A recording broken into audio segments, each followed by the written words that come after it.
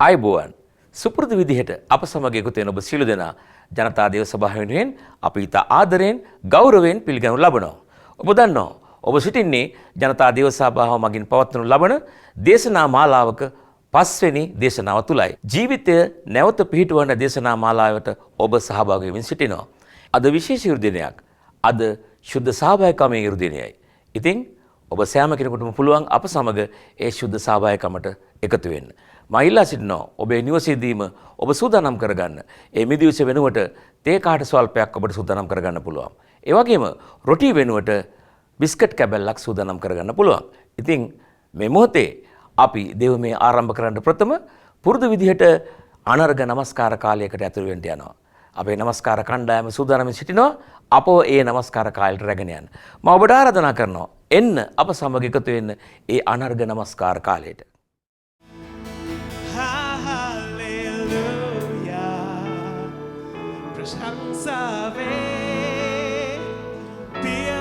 දෙවිඳුන්ට බල මහිමය වේ.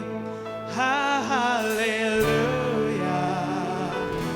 ප්‍රශංසා වේ. ත්‍රිඑක දෙවිඳුන්ට බල මහිමය වේ. මට මිදීම දුන් දෙවිඳුන් අත පැසසුම්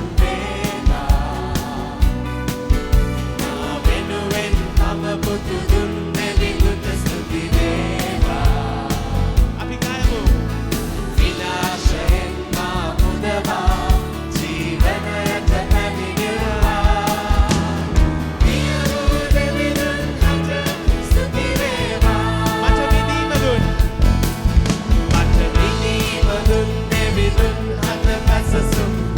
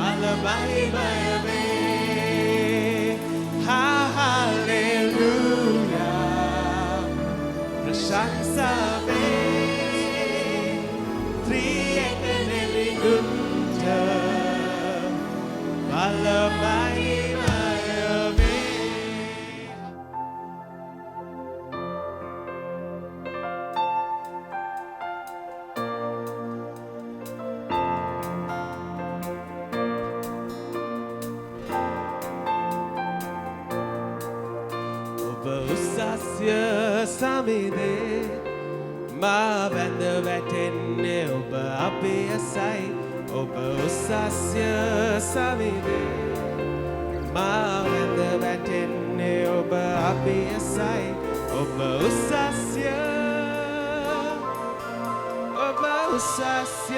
සමිදේ මා වැඳ වැටෙන්නේ ඔබ අභියසයි අපි අපොල සන්නලයක් දෙමින් ගයමු ඔබ උසස්ය මා වැඳ වැටෙන්නේ ඔබ අභියසයි ඔබ උසස්ය සමිදේ මා වැඳ වැටෙන්නේ ඔබ අභියසයි ඔබ උසස්ය සමිදේ මා වැඳ වැටෙන්නේ ඔබ අභියසයි ඔබ ශුද්ධයි ඔබ ශුද්ධයි සමිදේ මා දැන් බසවා ඔබ අභියසයි ඔබ ශුද්ධයි සමිදේ මා දැන් බසවා ඔබ අභියසයි ඔබ ශුද්ධයි සමිදේ මා වැඳ වැටෙන්නේ ඔබ අභියසයි උතුම්ය සමිදේ මා දනනවා ඔබ අභියසයි ඔබ උතුම්ය සමිදේ මා දනනවා ඔබ අභියසයි ඔබ උතුම්ය සමිදේ මා වැඳ වැටෙන්නේ ඔබ අභියසයි ඔබ උසස්ය සමිදේ මා වැඳ වැටෙන්නේ ඔබ අභියසයි ඔබ උසස්ය ඔබ විශ්වාස කරනවා නම් ඒ ගයන්න මා වැඳ වැටෙන්නේ ඔබ අභියසයි උසස්ය ඔබ උසස්ය සමිදේ මා වැඳ වැටෙන්නේ ඔබ අභියසයි ශුද්ධයි ඔබ ශුද්ධයි සමිදේ මා දැන් බසවා ඔබ අභියසයි ඔබ ශුද්ධයි සමිදේ මා දැන් බසවා ඔබ අභියසයි ඔබ ශුද්ධයි සමිදේ මා වැඳ වැටෙන්නේ ඔබ අභියසයි ඔබ උතුම්ය සමිදේ මා දනනවා ඔබ අභියසයි ඔබ උතුම්ය සමිදේ මා දනනවා ඔබ අභියසයි ඔබ උතුම්ය සමිදේ මා වැඳ වැටෙන්නේ ඔබ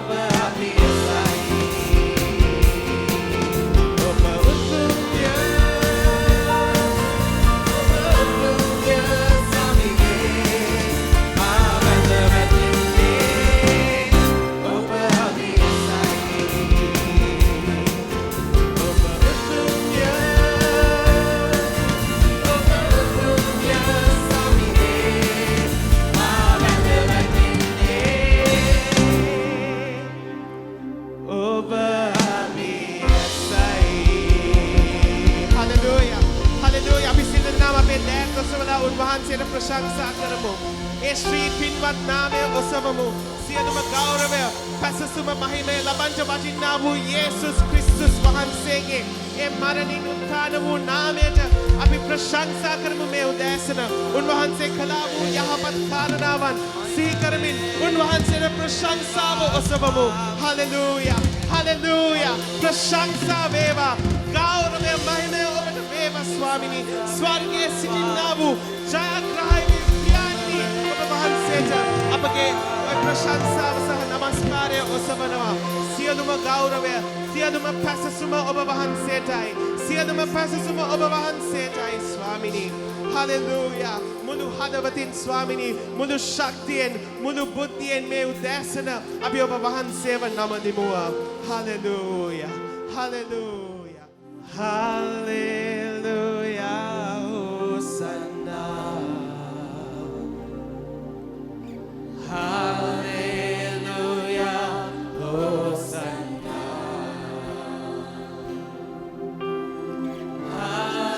Hallelujah, Hosanna. Hallelujah, Hosanna. Namatat tapi gaya mo.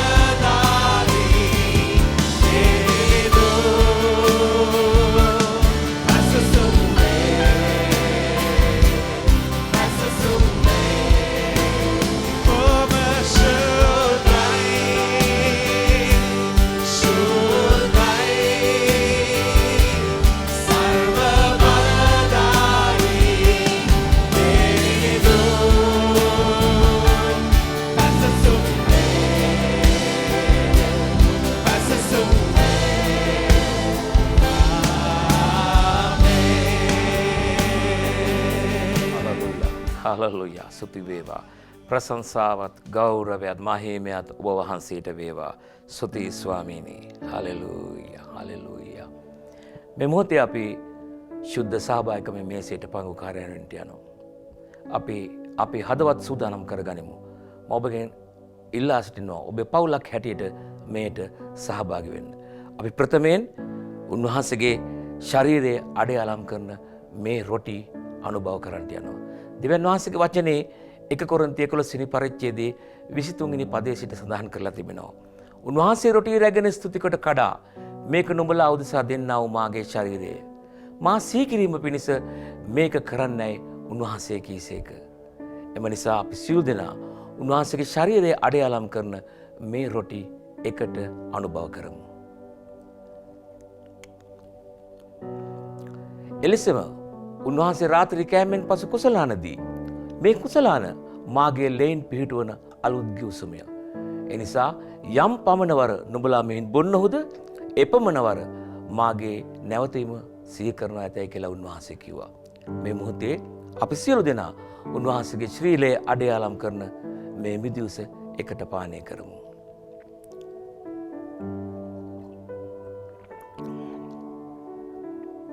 ස්තුති වේවා. ස්වාමීනි අපි ඔබ වහන්සේට ස්තුති කරනවා අද දවසේ. ඔබ වහන්සේගේ ශුද්ධ මේසයට පංගුකාරයන් වෙන්න දුන්න ඉඩ ප්‍රස්තාවත් අනගේ වූ කරුණාවත් නිසා ස්වාමීනි මේට සහභාගී වුණ සියලු දෙනාට ඔබ වහන්සේ ආශිර්වාද කළ මැනව. ඒ වගේම ස්වාමීනි අපි ඔබ වහන්සේගේ දෑතට මේ මොහොතේ බාර කරනවා සියලු අවශ්‍යතාවයන් ඇති අය. ස්වාමීනි රෝගීව සිටින අය.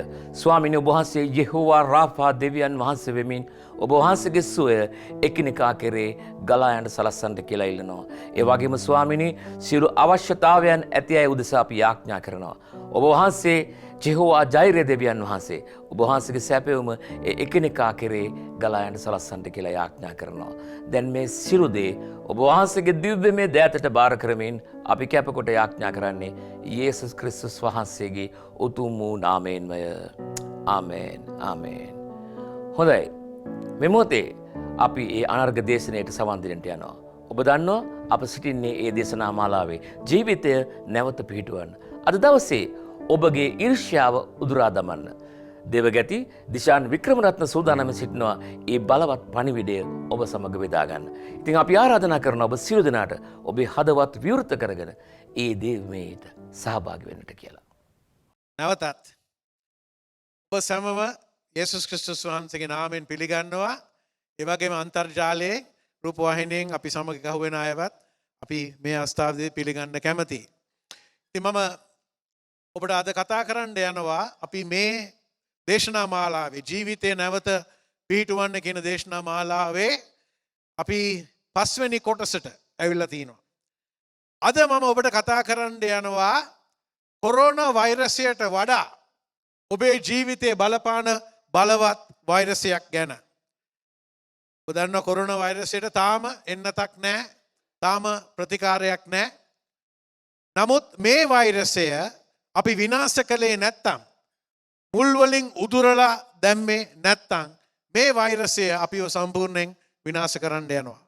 මොනවා ගැනද මම කතා කරන්න යන්නේ? කවුද කිව්වා රුසියාවට වඩා ලොකුයි ඊරිසියාව? මම ඊරිසියාව ගැන අද කතා කරන්න යනවා. මම ඔබෙන් අහන්න කැමති ප්‍රශ්නයක්. කී දෙනෙක් ඇත්තට හිතනවාද මේ ලංකාවේ ඊරිසියාව අපේ සමාජයේ ප්‍රශ්නයක් කියලා? එහෙම ප්‍රශ්නයක් කියලා හිතන අය අතුස්සන්න. ලංකාවේ ඊරිසියාව ප්‍රශ්නයක්. උඩටම උස්සන්න. බාගෙට උස්සන්න එපා. උස්සනවා නම් හරියට උස්සන්න. නැත්තම් නිකන් ඉන්න. උඩටම දාන්න. ඊරිසියාව ප්‍රශ්නයක් කියලා හිතන අය. ඔන්න බලන්න අත් එක. දන්නවද ඇයි මම මේ කියන්නේ මුලදීම?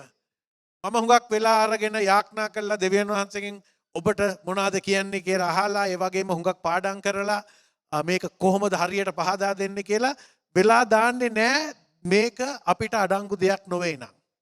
මේක ඉතා වැදගත් දෙයක්. මේක අපි හුඟක් ගණන් ගන්න නැති දෙයක්. අපි නිකන් ඔහෙ කමන්නේ මේක ලොකු දෙයක් නෙමෙයි කියලා අතහරිනවා.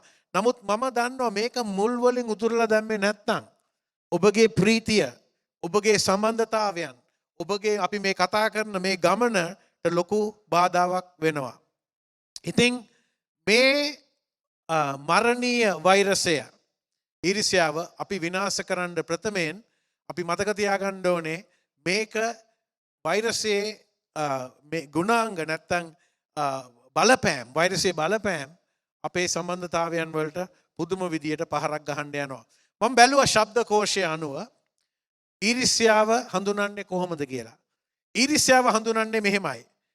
මට නැති දෙයක් හෝ නැති කෙනෙක් වෙන කෙනෙකුට තිබෙන නිසා මගේ හිතේ ඇතිවෙන අසතුට සහ කෝපයයි.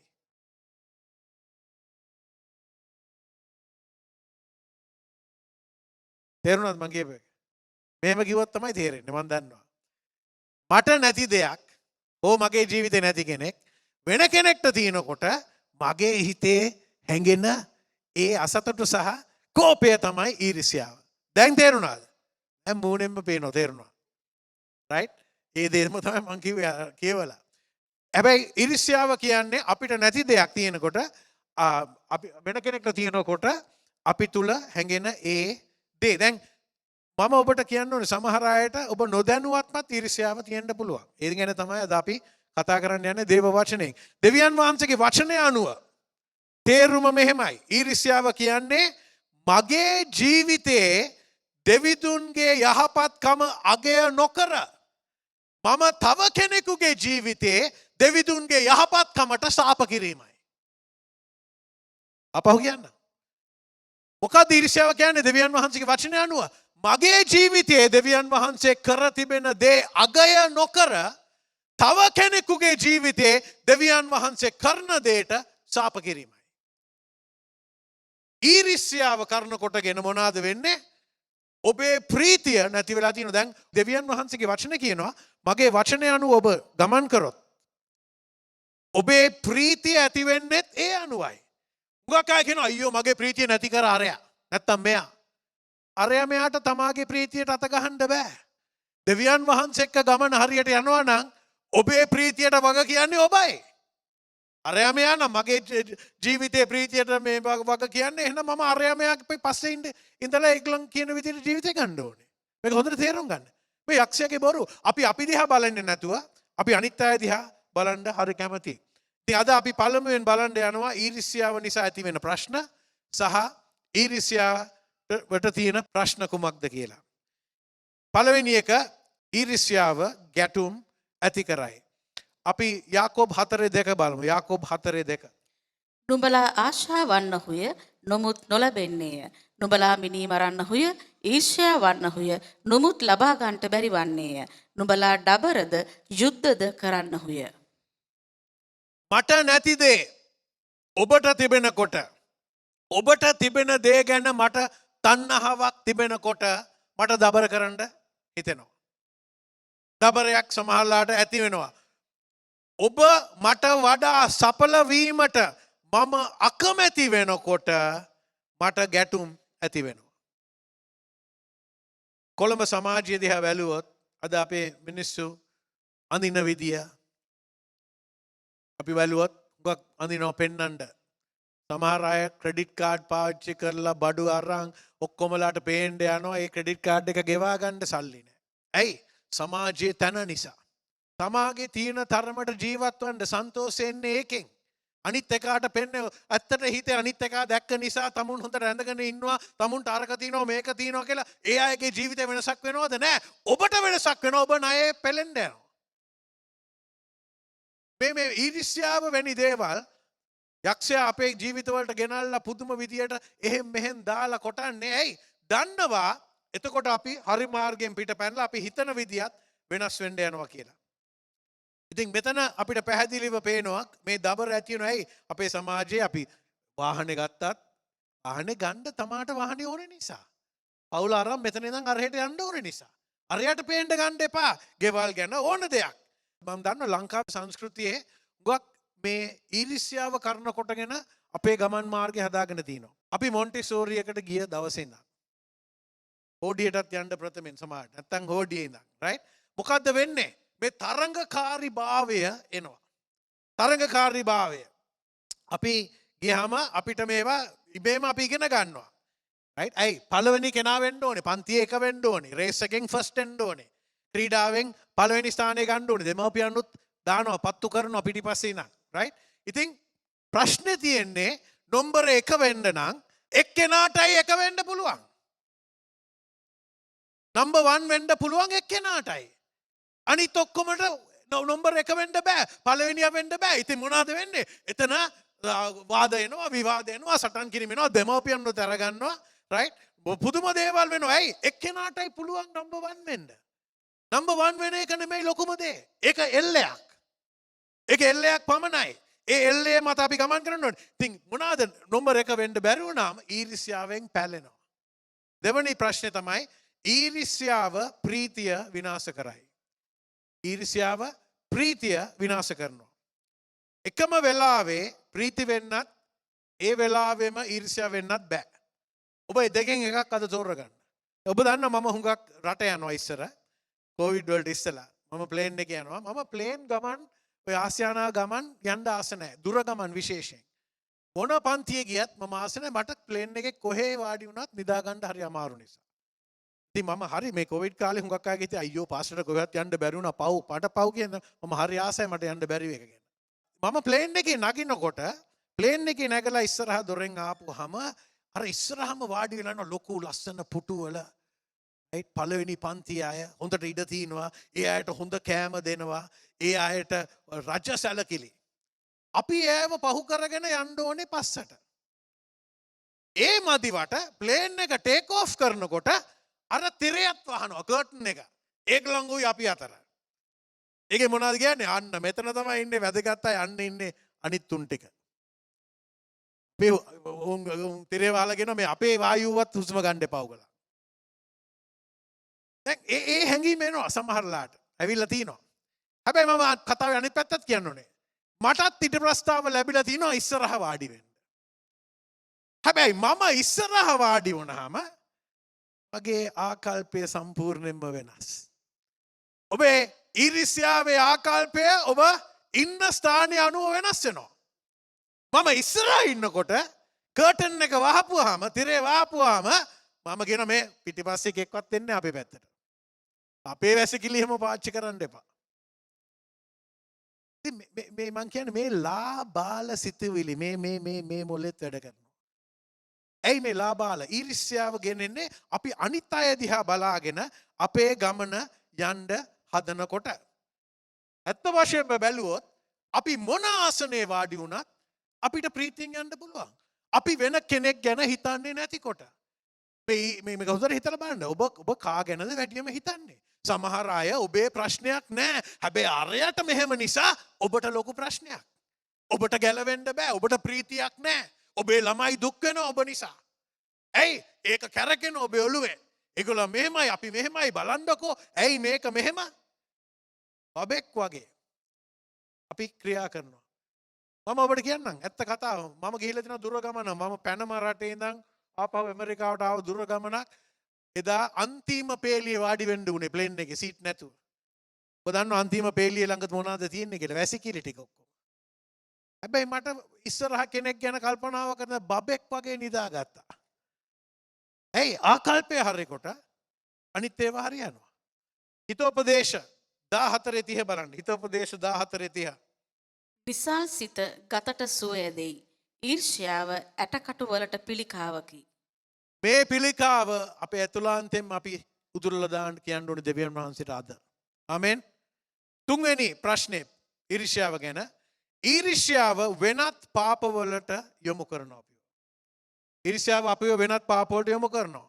ඔබ අහනවා ඊර්ෂ්‍යාවට අපිට බොරු කියන්න පොළඹවන්න පුළුවන්ද? ඔව්. ඊර්ෂ්‍යාව තනියෙන් වෙන්නේ නැහැ.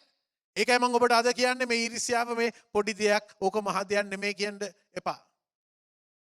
අද තේරුම් ගන්න යක්ෂයාගේ උපක්‍රම කුමක්ද කියලා. ඊර්ෂ්‍යාවට පුළුවන් ද ඔබේ ජීවිත තුළ ඔබ මිනිමරුවෙක් කරන්න? පුළුවන්. අනිවාර්යයෙන්ම පුළුවන්. ඊර්ෂ්‍යාවට පුළුවන් ද ඔබ හොරෙක් කරන්න? ෂුවර් එකටම ෂුවර් පුළුවන්. අපි වැළුවොත් උප්පත්ති පොතේ 4 වෙනි පරිච්ඡේදයේ දෙවියන් වහන්සේ පළවෙනි පවුල ආදම් සහ ඒවගේ පවුලේ කායින් සහ ආබෙල් පුතු දෙන්නෙක් හිටියා. දෙවියන් වහන්සේ ආබෙල්ගේ පූජාව පිළිගත්තා සම්පූර්ණ පූජාවක් නිසා. කයින් අයියා ඊරිස්යා වෙලා ආබෙල්ව මැරුවා. ඔන්න ඊරිස්යාව නිසා මිනි මැරීම. උපති 37 යෝසෙෆ්ගේ පියා යාකෝබ්ගේ දරුවන් ඒ යෝසෙෆ්ගේ සහෝදරයන් හිතුවා මේ පියා වැඩියෙන් සලකන්නේ යෝසෙෆ්ට කියලා. ඊරිස්යාව නිසා යෝසෙෆ්ව වික්කා වහල්කමට. ඔන්න ඊරිස්යාවෙන් කරන දේවල්. පළවෙනි සාමුවෙල් 18 වෙනි පරිච්ඡේදයේ එඬේර කොල්ලා දාවිත් මතකද කතාව? දාවිත් ආවා ගොලියත් කියන යෝධයා ඉඳලා යෝධයා මෙට සටන් කරන්න කවුරුත් හිටියේ නෑ.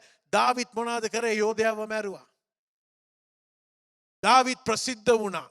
දාවිත්ගේ නම්බුව පුදුම විදියට පුදුම ස්ථානයකට ආවා. මොකද්ද එතන සිද්ධ වුණේ? දාවිත් යෝධයාව මරලා ජනප්‍රියභාවය ලැබුණාම සාවුල් රජ ඊරිස්යා වෙලා හෙල්ලයක් අරන් දාවිත්ව මරන්න හැදුවා. ඔබ තාම මිනිමරණ තත්ත්වයට ඇවිල්ලා නැතුව ඇති. ඔබ තාම ඊළඟ අඩියට බැලලා හැබැයි ඔබ ඊරිස්යාවේ ඉන්නවා ඇති. ඔබ හිතනවා නම් ඊරිස්යාව එතනින් නතර වෙයි කියලා ආපහු හිතන්න. ඊට පස්සේ අපි බැලුවොත් පළවෙනි සාමුවෙල් 20 සාවුල් රජ ඊරිස්යාවෙන් පෙරුණා දාවිත් එක්ක තිබ්බ ඊරිස්යාව. ඊට පස්සේ සාවුල් රජ මොනවද කරේ? දාවිත් මරන්න හිටපු එක දෙයක්. සාවුල් රජගේම පුතා යොනතන්ව මරන්න වෑයම් කරා. ඇයි? යොනතන් දාවිත් එක්ක යාළු වෙලා හිටපු නිසා. මාක් සුභාරංචියේ 15 වෙනි පරිච්ඡේදයේ පරිසිවරු සහ ආගමික නායකයන් යේසුස් වහන්සේට කුරුසපත් කරන්න රෝම සොල්දාදුවන්ට බාර දුන්නේ මාක් 15 කියනවා ඊරිස්යාව කරන කොටගෙනයි. ඊරිස්යාව හැම ආකාරයකම පාප ඇති කරනවා. අපි කියමු යාකෝබ් 3:16 යාකෝබ් 3:16 මක්නිසාද ඊර්ෂ්‍යාවත් පක්ෂවාදීකමත් ඇති තැන අවුල්කමත් සියලු නපුරු ක්‍රියාවලුත් ඇත්තේය. ඊරිස්යාව වෙනත් පාප වෙනත් ප්‍රශ්නවලට මුල වෙනවා. දන්නවද අපි දන්නවා ශුද්ධාත්ම ඵල තියෙනවා ගලාති 5. ගලාති 5 ශුද්ධාත්ම ඵල 9 සඳහන් කරන් ඉස්සලා නපුරේ ඵල ගැන කතා කරනවා. රයිට් මම ඔක්කොම කියවන්නේ නැහැ. නමුත් කියවන්න පටන් ගන්න මම නතර කරන්න. අපි කියමු ගලාති 5 20යි 21යි. නැත්නම් කියවන්න ඔක්කොම. එනම් වෛශ්‍යාකම, අපවිත්‍රකම, සල්ලාලකම, රූප වැඳීම, මායාව, සතුරුකම්, විවාදය, ඊර්ෂ්‍යාව, ක්‍රෝධ, පක්ෂවාදීකම්, ભેද, ලබ්ධි ભેද, වෛරය, බීමත්කම, මංගල්‍ය ഘോഷා සහ තවත් එවැනි දේවල්ය. මෙබඳු දේ කරන්නන්ට දෙවියන් වහන්සේගේ රාජ්‍යයෙහි උරුම නොලැබෙන බව මම නුඹලාට ප්‍රථම කී ලෙසම දැනුත් කලින් නුඹලාට කියමි. දැන් මොනවද මෙතනින් කියන්නේ? මේවා කරන්නන්ට මොනවද කියන්නේ? මේවා කරන්නන්ට දෙවියන් වහන්සේගේ රාජ්‍යයෙහි උරුමය ලැබෙන්නේ නැහැ. මොනවා කරන්නන්ට?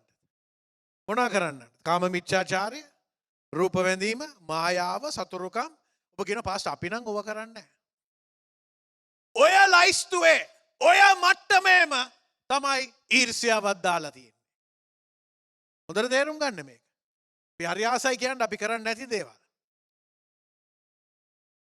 ඔය යක්ෂ ක්‍රියාවන් එක්ක දාලා තිනවා ඊර්ෂ්‍යාවත් ඒ මට්ටමේම. අපි බොහෝ අවස්ථාවලදී අපි කියන අපේ හදවත පාස්ටර් ඔය වෛශ්‍යාකමට රූප වැඳීමට මායාවට සතුරුකම් වලට යන්නේ නැහැ. හැබැයි අපේ හදවත ඊර්ෂ්‍යාවට අපි ඊට දෙනවා ඒක මහ ලොකු දෙයක් නොවේ නිසා. ඊර්ෂ්‍යාව පොඩි දෙයක් නෙමෙයි. ඊර්ෂ්‍යාව සුළු කොට සලකන්න එපා. දේව වචනේ එක පිළිකාවක්. ඒ ඊර්ෂ්‍යාව කොහෙන්ද එන්නේ? දන්නවද ඊර්ෂ්‍යාව එන්නේ පාතාලයෙන්. මේක හොඳට අහගන්න. සාතාන් වැටෙනකොට සාතාන් ස්වර්ගයෙන් වැටුණා. සාතාන් වැටෙනකොට වැටුනේ උඩඟුකමත් ඊර්ෂ්‍යාවත් නිසා. මොනවද ඊර්ෂ්‍යාව? මම දෙවියන් වහන්සේ වගේ වෙන්න ඕනේ. ඒකයි මට ඕනේ. දෙවියන් වහන්සේට අයියෝ මම ඒ වගේ වෙන්න ඕනේ. මේක හොඳට අහගන්න. ඒ නිසා මම ඔබට මේක කියනවා. අපි ඊර්ෂ්‍යා වෙනකොට එය මනුෂ්‍ය ගතියක් නොවේ. එය යක්ෂ ගතියක්. ඊරිසියා වෙනකොට එක මනුස්්‍ය ගතියන් නෙමේ එක යක්ෂ ගතියක්. පාතාලේ දොර ඇරිය ඔබේ ජීවිතය ඔබේ පවුලේ ඔබේ නිවසේ. ඔබ ඉඩ දුන්නා සාතන් හරි කැමති ඊරිසියා වැනි දේවල් වලින් ඇතුල් වෙන්න. ඇයි? ඒවා පේන්නේ නිකන් ඒව ලොකු දේවල් නොවේ කියලා. මේ ලයිස්තුවේ බලනවා නම් ඒක තියෙන්නේ අර ගණේමයි. දේව රාජ්‍යයට උරුම කරගන්න බැරි ගණය. අපි ඉක්මනට බලමු දැන් ඊර්ෂ්‍යාවට තිබෙන ප්‍රතිකාරය කුමක්ද කියලා. මේක ලියා ගන්න. ඊර්ෂ්‍යාවට තිබෙන ප්‍රතිකාරය. පළවෙනි එක. පළවෙනි එක ඔබ මේක මේ පාපය පිළිගන්න ඕනේ. ඔබ කය මේක අතහරනවා. ඔබගේ පාපය පිළිගන්න. ඊර්ෂ්‍යාවට තිබෙන ප්‍රතිකාරය පටන් ගන්න ඒ පිළිගැනීමෙන්. ඔබ එය පිළිගත යුතුමයි. දන්නවද අපිට හුඟක් පාප පිළිගන්න පුළුවන්. ඊර්ෂ්‍යාව ඇරෙන්න. නේද? අපිට කේන්තිය පිළිගන්න පුළුවන්. නේ තරහ ගියාම මට කේන්තිය යනවා පාස්ටර්. මම පිළිගන්නවා. පිළිගන්න ඕනේ. ඒක ඔක්කොමට පේනවනේ කේන්ති ගියාම නේද? පේන්නේ නැති එකක් නෑනේ කේන්ති ගියාම. නේද? හා? හොඳට පේනවනේ. නැත්තම් බය වෙනවා. මට බය වෙනවා. ඔව් මම පිළිගන්නවා මට බය වෙනවා කියලා. නැත්තම් මම පිළිගන්නවා මට අත්වැරදීමක් වුණාම මම කම්මැලි ස්වභාවයක් තියෙනවා. ඒවා පිළිගන්න පුළුවන්. නමුත් ඊර්ෂ්‍යාව ලේසියෙන් පිළිගන්නේ මම ඇත්තට තාම දන්නේ නැහැ. මම දැකලා නැහැ එක්කෙනෙක්වත් ලේසියෙන් ඊර්ෂ්‍යාව පිළිගන්න කෙනෙක්. මට තාම හම්බ වෙලා නැහැ. මොකක් අය හිතේ ඊර්ෂ්‍යාව නැහැ කියලා. යාකොබ් 3:14 බලන්න. නමුත් නුඹලාගේ සිත්වල තිත්ත ඊර්ෂ්‍යාවද පක්ෂවාදීකමද තිබේ නම් පාරට්ටු කරමින් සත්‍යයට විරුද්ධව බොරු නොකියන්න. ඊර්ෂ්‍යාව පිළිගත යුතුමයි. අපි දැනගන්න ඕනේ මේක. නිදහසට කරුණු දෙන්න එපා. ඊර්ෂ්‍යාව හැම කෙනාටම එනවා. මං කියනවා මහලු තරුණ ක්‍රිස්තියානි නොවන ඌගත් පොහොසත් දුප්පත් හැම කෙනාටම මේ ප්‍රශ්නේ එන්න යනවා. සමහර අයට තීන දේවල් තිබ්බත් නැති දේවල් නැතත් ඊර්ෂ්‍යාවට මුහුණ දෙන්න අවස්ථාවක් එන්න යනවා. දෙවනි දේ මේ පිළියම ඔබගේ සුවිශේෂී භාවය හඳුනා ගන්න. ඔබගේ සුවිශේෂී භාවය. රයිට් මේක ඔබ අහලා තියෙනවා අවුරුදු 50ක් විතර. පාස්ටර් කෝල්ටන් කට කැඩෙනකම්ම ඔබට කතා කරා මේ ගැන. කිව්වා ඔබ වගේ තව කෙනෙක් නැහැ. දෙවියන් වහන්සේ ඔබ වගේ එක්කෙනයි මැව්වේ. ඔබම වෙන්න ඕනේ. රයිට් ඔබ කවුද කියන එක ඔබ පිළිගන්නේ නැත්නම් කවුද පිළිගන්න යන්නේ? රයිට් මේ ඊර්ෂ්‍යාවට පරාජය කිරීමේ විශේෂ පියවරක්. ඊර්ෂ්‍යාව පරාජය කරන්න ඕන නම් ඔබ සුවිශේෂ බව අඩු ගානේ ඔබ හරි පිළිගන්න ඕනේ. මේක අවබෝධ කරගන්න. දෙවිදුන් ඔබව සුවිශේෂ ලෙස මැව් බව ඔබ දැනගන්න ඕනේ. ඔබ අසමසම පුද්ගලයෙක්. ඔබේ පෙනුම, ඔබ හිතන විදිය, ඔබේ තලන්ත, ඔබට ඇති දේ, ඔබට නැති දේත් ඔබ වගේ කෙනා ඉන්නේ. ආමෙන්. ඉතින් දෙවියන් වහන්සේ මැව්වා ඔබ සලස්මක් අනුව මැව්වා. දෙවියන් වහන්සේ ඔබ මව් කුසේ ඉන්නකොට දෙවියන් වහන්සේගේ අත තිබ්බා එතන. අපි කියමු 139 වෙනි ගීතාවලිය 13-14. මක්නිසාද ඔබ මාගේ හදවත හිමි කරගත්සේක. මාගේ මව් කුසෙහි මා වැසූසේක. මම ඔබට ස්තුති කරන්නෙමි. මක්නිසාද මම භයානක ලෙසත් පුදුම ලෙසත් සාධන ලද්දෙමි. මම භයානක ලෙසත් ඉන්නෙක් විශ්වාස කරනවද ඒක? අත උස්සන බලන්න විශ්වාස කරනවනේ. මේක දේව වචනය. අපි වචනේ ඔහේ කියනවා. සමහර ඒවා ගෑවෙන්නෙත් නැහැ. දේව වචනේ කියන ඔබ පුදුම ලෙස මවලා තියෙන්නේ. අයියෝ පාස්ටර් මං ගැන නම් දන්නේ නැහැ. අම්මේ මාව දන්නවා නම් කොහොම කියන්නේ නැහැ. ඔබ මා ගැන දන්නවද? දන්නවා මා ගැන. හැබැයි අපේ දුර්වලකම් එක්ක අපේ අඩුපාඩු එක්ක දෙවියන් වහන්සේ කියනවා අපිව පුදුම ලෙස මැව්වා කියලා. මේ දේ පිළිගත්තාම ඊර්ෂ්‍යා වෙන්න උවමනා නැහැ. මේ දේ දැනගත්තොත් ඔබට ඔලුව උස්සගෙන යන්න පුළුවන්. වෙන කායකවත් සංසන්දනය කරලා වැඩක් නැහැ. මම යා නෙමෙයි, යා මම නෙමෙයි. මමමයි. දන්නවද ඊර්ෂ්‍යාවේ මුල අනාරක්ෂිතභාවයයි. ඊර්ෂ්‍යාවේ මුල අනාරක්ෂිතභාවයයි. තව කෙනෙක් ගැන ඊර්ෂ්‍යාව දක්වන හැම අවස්ථාවකදීම මොනවාද අපි එළිදරව් කරන්නේ? අපි එළිදරව් කරනවා අපිට අනාරක්ෂිත හදවතක් තියෙනවා කියලා. අනාරක්ෂිත භාවය ඔබව නැති කරනවා. අනාරක්ෂිත භාවය නිසා ඔබේ ප්‍රීතිය අඩු වෙලා තියෙනවා. අනාරක්ෂිත භාවය නිසා දෙවියන් වහන්සේ කොහොම ඔබට ආශිර්වාද කරත් ඔබට මදි. ඔබට බෑ. ඇයි? ඔබේ මින්ම තියෙන්නේ අර අධිහයි මේ අධිහයි. ඒ ආදියා මේ ආදියා බලන්න එපා. දෙවියන් වහන්සේ ඔබව බලා ගන්න පොරොන්දු වුණා. ඔබ ඊර්ෂ්‍යාව දක්වපු ගමන් අරයාගෙන මෙයාගෙන හිතපු ගමන් මොනවද එළි වෙන්නේ? ඔබ හරි අනාරක්ෂිතයි. ඔබේ අනාරක්ෂිතභාවය එළි වෙනවා. ඔබ තව කෙනෙක් වෙන්න හදනකොට ඔබ කියනකොට මට මාව පිළිගන්න බෑ. මට මාව පිළිගන්න හරි අමාරුයි. මට කැමති නෑ. මම තව කෙනෙක් වගේ වෙන්න හදනවා. මේ විදිහට ඔබ ඊර්ෂ්‍යා වාර්ත දක්වනකොට දන්නවද මොනවද ඔබ ලෝකෙටම පෙන්වන ඔබ අනාරක්ෂිතයි. දෙවි දුන්න ඔබට මොනවද කියන්නේ? අනාරක්ෂිත වෙන්න එපා. මමයි ඔබව මැව්වේ.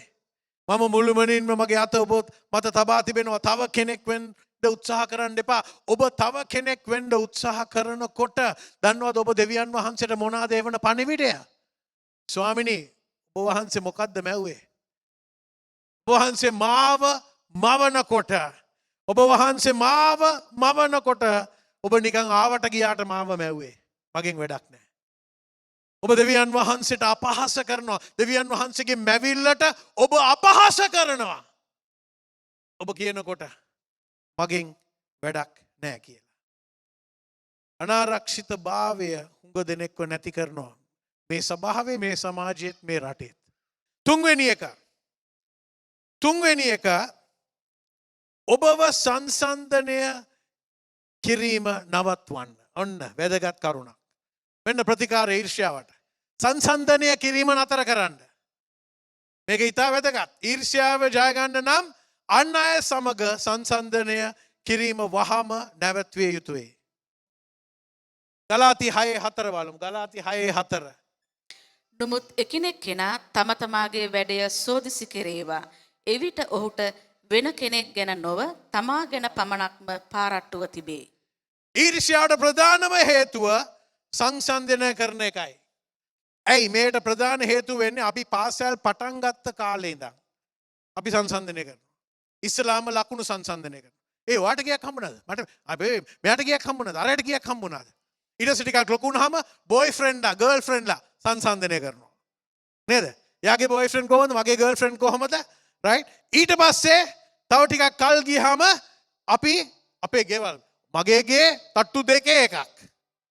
මෙයාගේ තට්ටු මගේ කාර් එක ලොකු කාර් එකක්. ඊට පස්සේ අපේ ආර්ථික තත්ත්වයන් සංසන්දනය කරනවා.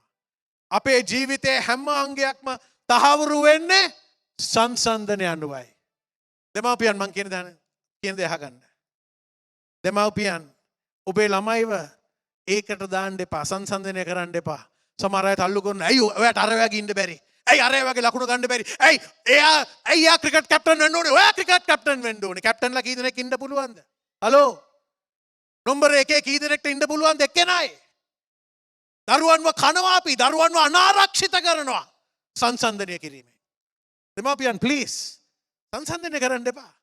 මගේ පුතා මට දూరు දෙන්නයි පුතෙක් ඉන්නේ. පුතා හරි වෙනස්. මගේ පුතාට කිව්වොත් ඒ දේශනා කරන්න සභාවට එන්න කියලා දුවයි. ආට මම කරන එකක්වත් අවශ්‍ය නැහැ, ආසත් නැහැ. හැබැයි මම ඉගෙන ගත්තා. හුඟක් ඉස්සර පුතා මං වගේ ක්‍රීඩා කරේ නැහැ. රයිට්? යා වෙන දේවල් කරේ. හැබැයි ඉගෙන ගත්තා මේක. භාර්යාවන ඉගෙන ගන්න උවමනා නැහැ. යාට මේ දැනීම තිබ්බ මට වඩා. මම තමයි ඔක හුඟක් තල්ලු කරේ. හැබැයි මගේ පුතාට මම දැන් දීලා තිනවා ඊට යාට යා උක්ට උමනා විදියට ක්‍රියා කරන්න. අද මම කියන්න කැමති යා කරන දේෙන් යා මේ ෆිල්ම් ඔය කැමරාවල මේවයි දෙවියන් වහන්සේ පුදුම විදියට දීමනාවක් දීලා තිනවා. යා මට හිතන්නවත් පුළුවන් ප්‍රමාණය මටත් වඩා ඉස්සරහට ගිහිලා තිනවා. හැබැයි මම සංසන්දනය කරලා මම රගර් ගැහුවා ඔය රගර් ගහන්න ඕනේ මම මෙහෙම කරනවා ඔය මෙහෙම කරන්න ඕනේ කිව්වනම් මම ඒ කෙනාව පොඩි කරලා නැති කරන්න ඇති. රයිට්? මං සංසන්දනය කිරීම තව දෙයක් වෙන්නේ මොනවාද? අපි වෙන කෙනෙක් දිහා බලලා කියනවා අන්න ඒගලන්ට වෙන්න පුළුවන් නම් අපි මෙහෙම වෙන්න ඕනේ. ලංකාවේ ඕක තමයි සිරිත. ක්‍රීඩාවල ඉගෙනීමේදී ලක්ෂණද කියලා අනේ බලන්නකෝ අපේ කෙල්ල කළුයි. අරගොල්ලන්ගේ කෙල්ල නම් හරීම සුදුයි. මොකද මේ සුදු කළු? කවුද කිව්වේ කළු ලස්සන නෑ කියලා? හලෝ?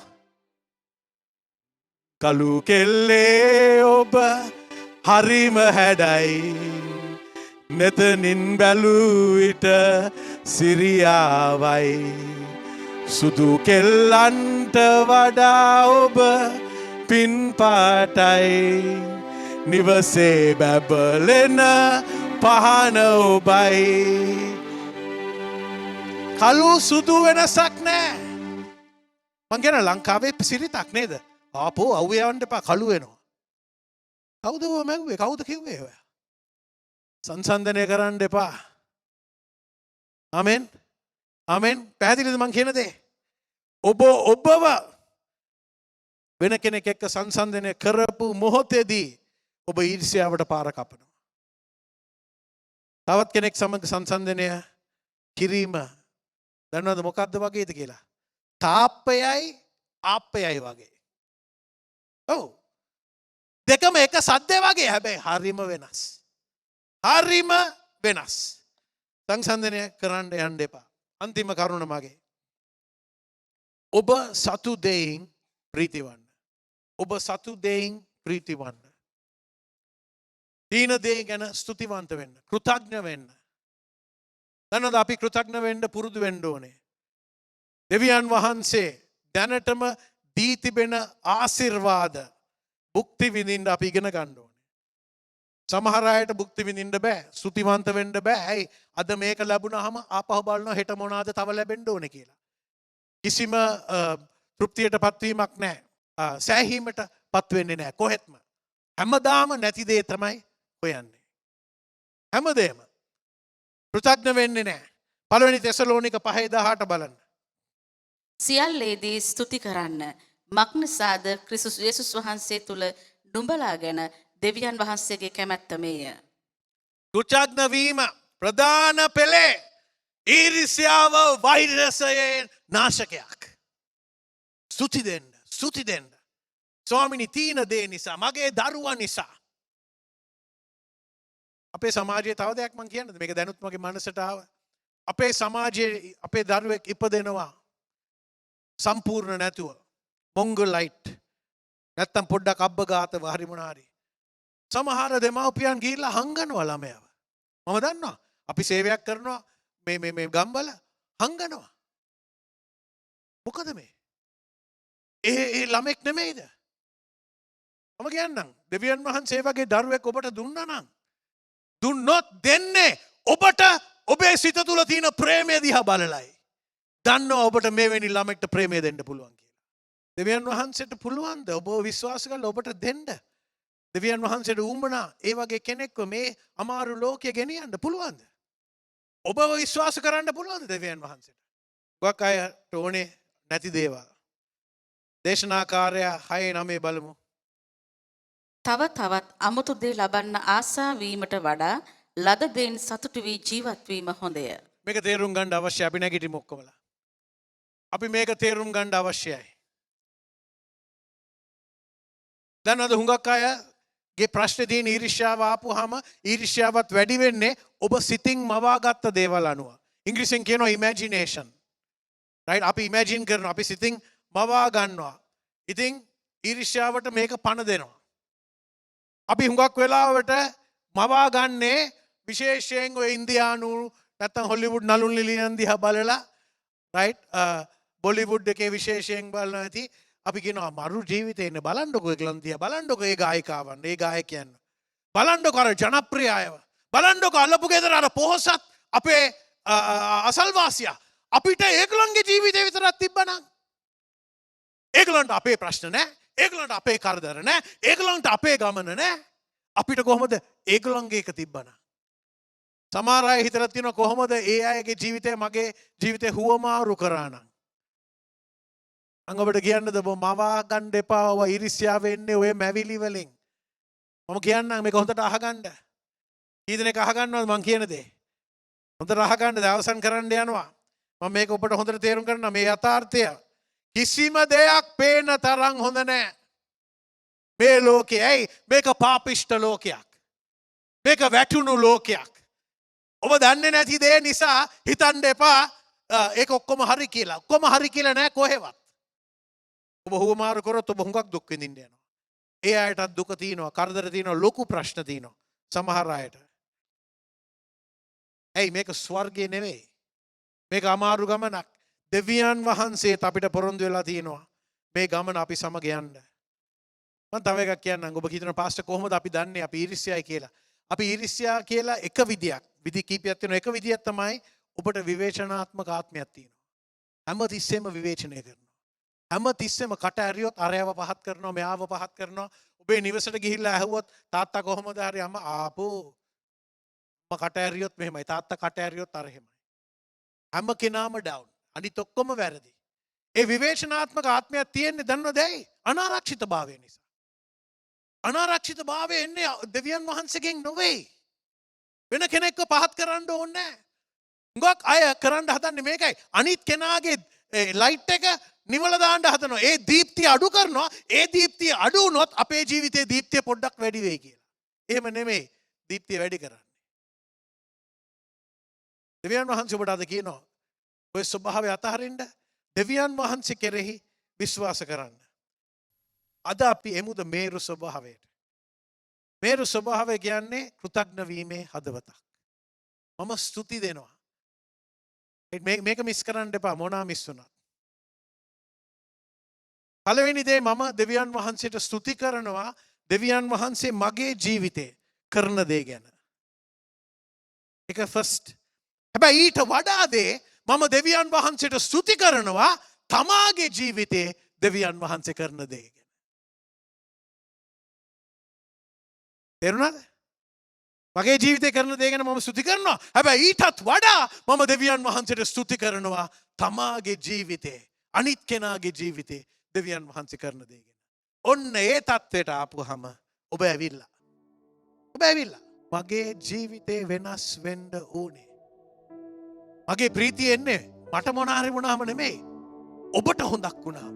ඊළඟ පදේ කියවන්න රෝම 12:15ද 15:12ද ප්‍රීති වෙන්නන් සමග ප්‍රීති වෙන්න, අඬන්නන් සමග අඬන්න. මොනවද කියන්නේ උතන? ප්‍රීති වෙනන් සමග අඬන්නන් සමග අපි මොනවද කරන්නේ? අර මිනිස්සයා ප්‍රීති වෙනකොට අපි අඬනවා. අර මිනිස්සයා අඬනකොට අපි පාටි දානවා. ඔන්න. ඒ ස්වභාවය වෙනස් වෙන්න ඕනේ. දෙවියන් වහන්සේ අපිට පැහැදිලිව කියනවා අපි ඊර්ෂ්‍යා වෙන්න හොඳ නැහැ. ඊර්ෂ්‍යා පරාජය කරන්න ඕනේ අපි. ඇස් වහගමු. යන්න ස්වාමිනේ මගේ හිත තුළ සැඟී තිබෙන මේ ඊර්ෂ්‍යාව මුල් වලින්ම උදුරා දමන්න. උදුරා දමන්න. ස්වාමිනේ මම බාර වෙනවා ඔබ වහන්සේට. මට සතු දෙයින් ප්‍රීතිවන්ත සලස්වන්න. අනිත් අය එක්ක සංසන්දනය කරන්න නොදී සංසන්දනය නොකරන්න සලස්සන්න. ස්වාමිනි මම සුවිශේෂ කෙනෙක් බව අමතක කරන්න ඉඩ දෙන්න එපා. මම ඔබ වහන්සේට මුළුමනින්ම බාරයි. මගේ යාඥාව ඇසූ නිසා ස්තුති වේවා. ස්තුති වේවා. වහන්සේට මම මුළුමනින්ම බාරයි. අද මම අලුත් ගමනක් යනවා. අද අනාරක්ෂිත භාවයට මම අතවන්නනවා. මම ඔබ වහන්සේගේ රක්ෂිත භාවය බාර ගන්නවා. Thank you Jesus. අප විශ්වාස කරන අද දවසේ දෙවියන් වහන්සේ ඔබේ හදවතේ බලවත් වෙනස් වීමකට භාජනය කළා කියලා. එහෙමනම් මේ වගේම බලවත් වූ පණිවිඩයකින් අපි ඔබ හමු වෙනතුරු ඔබ සෑම කෙනෙකුටම ජේසු පීඨයි.